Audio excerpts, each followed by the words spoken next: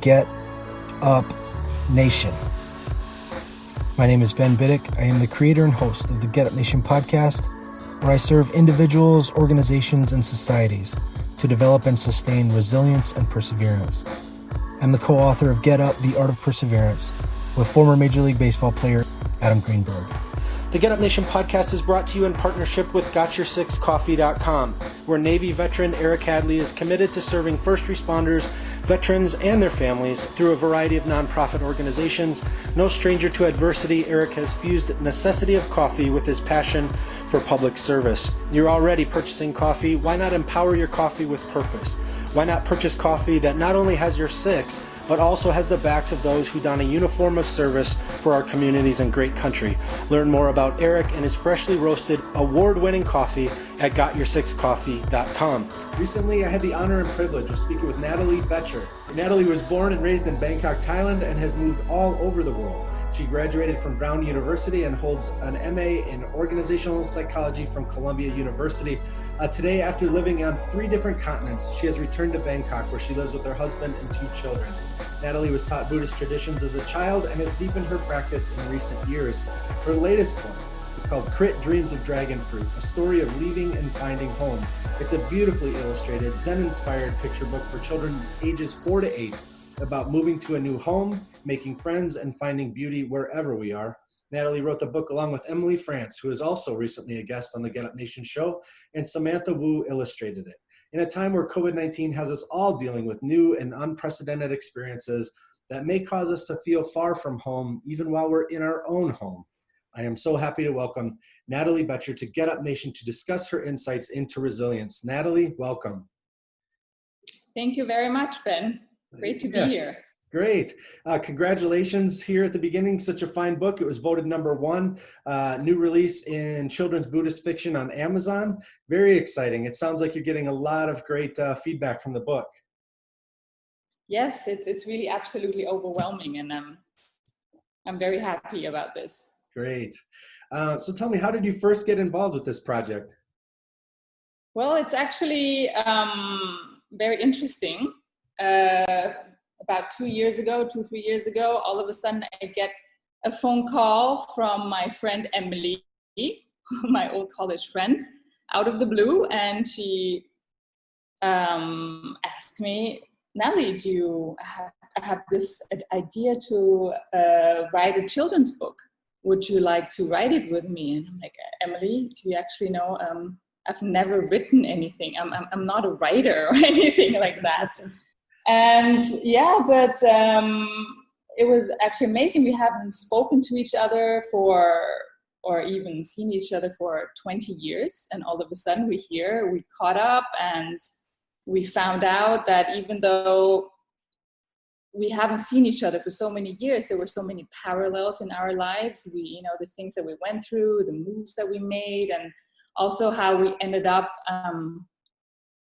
actually finding Buddhism and meditation and all of that. So we had this common ground, and we said, okay, let's try to do something together. Sure. And so the inspiration behind this came from your practices, I understand. Will you talk a little bit about the beginning process of what led to what it became? Well, we had, like both of us, we had a similar background in the sense that we've moved a lot. I was born and raised in Thailand. I moved to Europe, back to Asia, back to Europe, to the States, and I did the whole circle. And through all of that, I've also had a lot of struggles in that sense. And whatever life threw at us. And I came back to Thailand, and this is where I actually found Buddhism again. I was really privileged to have the time to study it really, and to really practice it every day. And I saw what an effect it can actually have in your life. And on your perspective and so on. And so this is how And then with Emily's call, it was just the right time to actually put it all into a book, to really to share what we've gained through our practice and our experiences. And you've, like, as you said, you've traveled extensively in your life. How do you identify with the main character's experience of moving somewhere new? How in your life did you learn not only to adjust to new places, but to thrive during the experience of living somewhere new? I mean, the main character is Krit, and Krit is in many ways me. I mean, he was born and raised in Thailand, that's me. And he had to leave the country he had to go to the West in that sense, and end up in a completely different environment, different culture, different climate, and so on. I mean, that's me. So in that sense, I can definitely identify with that. And what's really interesting is as well that how, same as with Krit, I started to see what I knew from my hometown in my new place, as in you associate different things with where you grow up. For me, Thailand, it's this smell of ocean, the saltiness a bit, the humidity. And I remember the first time when I moved from Switzerland to Hong Kong, and I was landing at the airport, Kai Tak Airport at that time still. And then there was this scent of ocean coming in the aircraft. And I was like, you know what? I'm going to feel at home here. And the same thing happened to me when I first landed in Boston Logan Airport. I came from Switzerland again. My life went back and forth between different continents. And I landed in Logan Airport. I exited the airport and had this scent of the ocean again. And it's you cannot describe it. It's somehow like this warmth that comes up inside of you, and you just feel like you're going to be okay because you feel all warm and cozy, like you're at home. That's great. For those of us who are experiencing adversity and possibly not living or staying in an environment that we find the most comfortable during COVID-19, how does your book help the reader become more resilient and find that sense of home wherever we are? Yeah, I think it's quite amazing that, or it's a big coincidence that this book is actually coming out right at this time. And I think this book it's a children's book. It's about how you can adapt, to change, really. And also for adults, I think they can really benefit from it. How you can just have faith as well of life in the sense that you can look at, everybody sees the same situation. Everybody is in the same situation, but sees it from a different perspective. And so technically, if you just shift your view, then you can experience something completely different in the same situation. And this is what's it all about, that you just can make anything. I'm sorry, this is just, it's really difficult for me to verbalize also in English. It's not my everyday language. Sure. Yeah. Yeah. I mean, okay, let me start. I made some notes. Sure. Cut this all out. Okay. Cut this all out. Okay. Okay, it just shows that life is all about perspective, and how we all experience the same situation differently, and how with just a simple shift in your view, you can have a completely different experience from the same situation. And technically you have it all in you.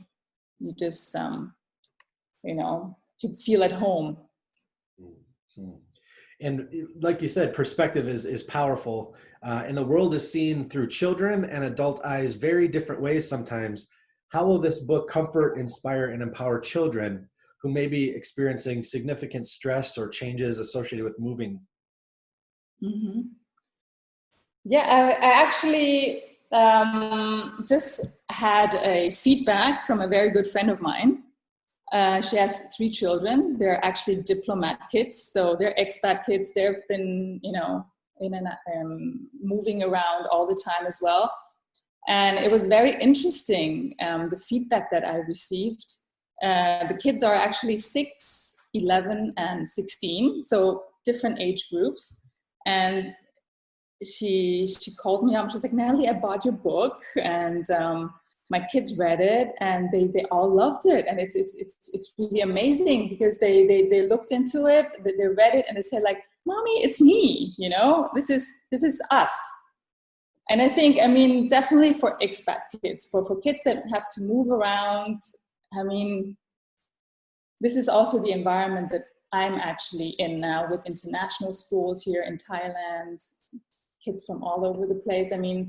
It's very comforting. And I think like for kids, it's very comforting to know that there are other people out there who are going through exactly the same thing. And I also think that it encourages them to try to see the positives, to try to look at the situation through different eyes. And how profound will that be once they understand that lesson from your book to the challenges they face throughout their lives, to see, okay, and I'm uncomfortable now. I'm feeling these feelings of anxiety or frustration or disorientation. And then for them to learn from this book how to change their perspective, to find the positive, to grow from that. What a gift. You're giving, a lifelong gift. And what a gift that is. Yes, I actually find that as well, because I grew up that way, and you learn from that. You actually, with every move, with every change, with every adversity that you go through, you also start to really have faith in life. You see that whatever happens, there's so many positives that will come out of it as well. You really see that. And also in this book, you can get through it, and you can apply that to any situations in your life afterwards. That whatever life throws at you, you will be okay. Just give it a chance. There are always positives in there as well. Yeah, I love that. That perspective is so great. I was thinking a lot about adults who may be reading this story to their children, and how it would resonate with adults who maybe spent a childhood moving or have moved a lot for their professional careers or their families, and how impactful that would be then to the parent as they read it. And from your perspective, I was just curious to know, during your moves as a young person, what was there a time that you became comfortable with it, or learned lessons, or became familiar enough with the process that you started to experience a sense of joy that would override the fear and anxiety? Or what was that like for you as you developed this resilience or this insight into dealing with these changes? How was that for you during your life? Obviously the first move was always, every single move actually is hard, as in you have to leave back people that you love, your family, your friends, or whatever you make on the way. And but with every move, as I said, you actually also recognize that there's so many benefits as well. It becomes exciting.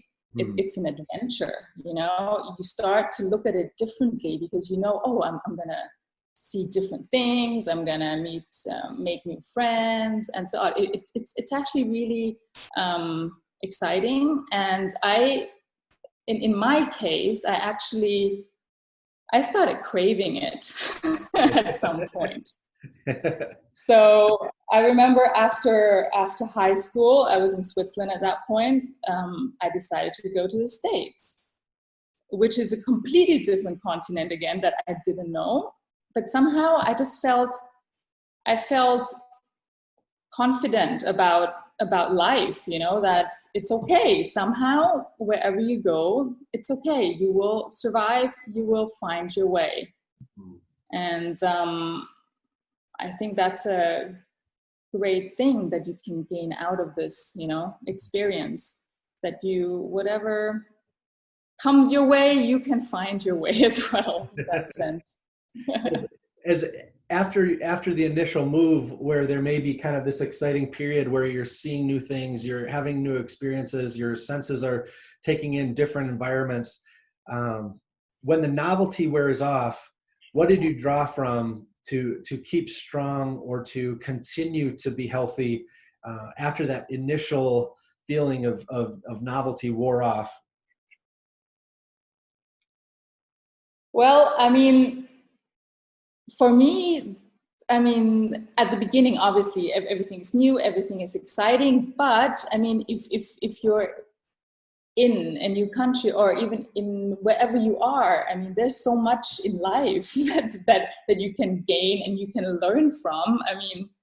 And that you can experience it. It actually never stops in that sense. There's so much else to see as well. And I guess maybe it's also what you make of it, that you always try to explore more and experience different angles. Or if it's not a different country, then you might start to study something different or take up a new sport or something. That's just the way that I see my life, because I cannot recall a moment where it became dull or something, in a different country. That's great. And I wanted to ask your opinion too. So as the world finds itself dealing with the new normal during the pandemic, COVID-19, people are being confronted with realities very few have ever faced before. With these new experiences we're facing, some of them can be very distressing and frightening, depending on the circumstances. I love your book because it's compassionate for people, especially children, who can feel very vulnerable and might be frightened and overwhelmed. So how satisfying is it to know that you've created something that brings consolation to so many during this amazing time? Just being able to write this book and put it out and bringing out our message, and trying to help people that are or children that are going through the same situation is already so fulfilling. And obviously, with the situation right now, it has completely shed a different light on it as well. Like, how the message behind this can help people overcome difficult situations. And obviously for me, it's what could be more satisfying than to be able to know, or that, you can even alleviate a little bit of the pain that's out there right now. And the book is really speaking about some universal concepts. If people are not from a Buddhist background and are curious about the book, what should they understand about this story, regardless of whether they have a meditation practice or not? The whole of Buddhism, actually. Since I've been, getting into it a bit deeper, there's so many times where I'm like, oh, this reminds me of my psychology class, or this reminds me of neuro-linguistic programming, or, there's it's a philosophy. It's a take on life. So for anybody who doesn't have a background in Buddhism, I think this is not a problem at all, because as I said, it's all about perspective. Absolutely. What else would you like people to know about this book? Well, I would like them to know that it is a children's book, but I think that adults can also really benefit from it, and also like even reading it to their children. Everybody goes through difficult times in their life, and they can find comfort in this. And it's also a book about having faith in life, and that you have everything in you to be able to overcome it. Just give it a chance. Excellent. Natalie, is there anything else you'd like to share before we get into the final 6 questions? No, actually not. All right. I always end the show with 6 questions to help my listeners understand the why within my phenomenal guests. Will you run through these 6 quick questions with me? Yeah, sure. All right. Who are you thankful for today? Well, I'm thankful for my husband, my kids, my parents, and also the Dharma. And now that we've covered who you're thankful for today, what are you thankful for today? I'm thankful for having a wonderful family, that everyone is healthy. And I'm thankful for the roof that I have over my head and that we always have food on the table. How do you fuel the fire within you? With meditation, exercise, and I try to eat healthy food. What is one? What is one thing adversity taught you to value? It has really to focus on what's really important in your life, which is, for me, relationships, healthy body, and most of all, to focus on what you already have, what you have achieved. You know, many people, or everyone, we always strive for more and more and more and more. And sometimes it's nice just to focus on what you have. What are you doing today you may have never thought you could? Write a book and teaching boot camp class. Great. And what will you do tomorrow you may have never thought you could? You know what? I will let life surprise me. That's great. Natalie, how can people learn more about you and your amazing book? Well, I'm on Facebook and I'm on Instagram. So you can just search my name, Natalie Becher. Yeah. All right. Natalie, it's been such a pleasure to talk with you today about your book. I'll be promoting this heavily here on my social media handles, and I'll tag you in some of those posts that I do. It's such a pleasure to talk with you. Thank you for taking the time out all the way across the globe to talk with us today. Really appreciate your time. Thank you. You too. Thank you for your time. Sure. Bye, Ben.